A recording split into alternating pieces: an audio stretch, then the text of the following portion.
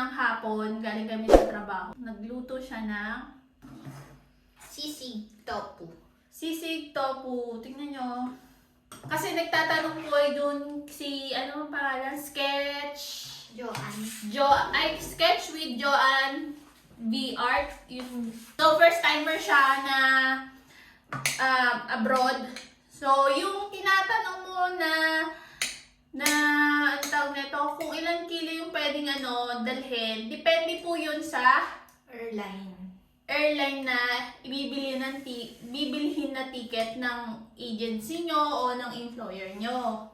Depende po yun kung ilang kilo. Kung Emirates or Turkish. Alam ko yung Emirates, na ngayon 25 kilos. lang.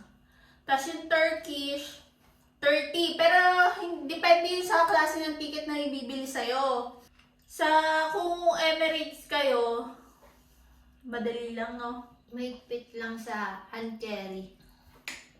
Hand Yung carry, 7 7 kilo.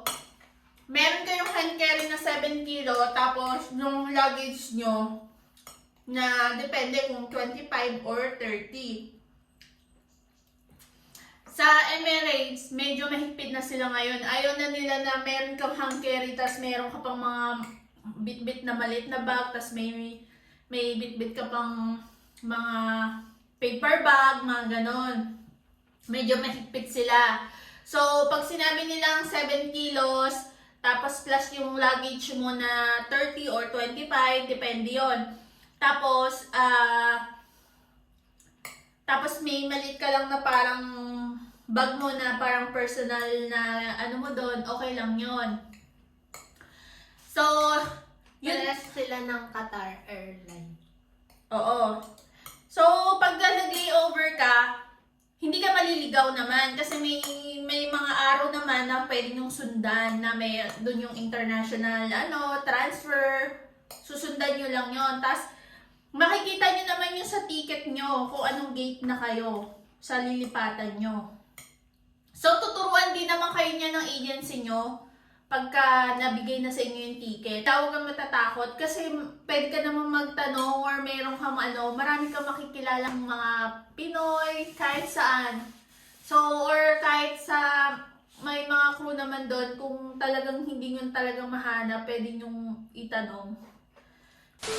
Pagdadala po ng mga dapat yung dadalhin, guys, malamig na dito kaya magdala kayo ng mga panglamig. Tapos yung sa gamot po, pwede naman magdala ng gamot.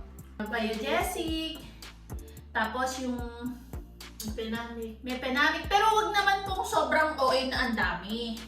Tapos sa luggage po yun ilalagay, hindi yun sa hand carry or sa sa luggage nyo yun ilagay.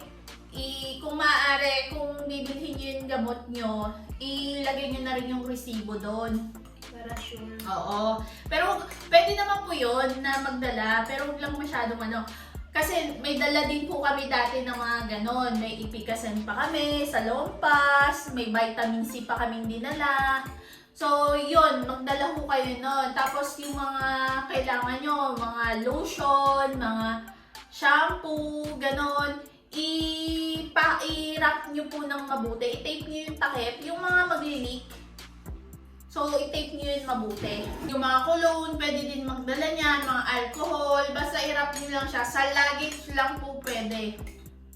Ilagay nyo siya sa luggage. Yung gamot nyo, ilagay nyo sa luggage. Yung mga pwede nyo lang ilagay na hand carry nyo, yung mga battery.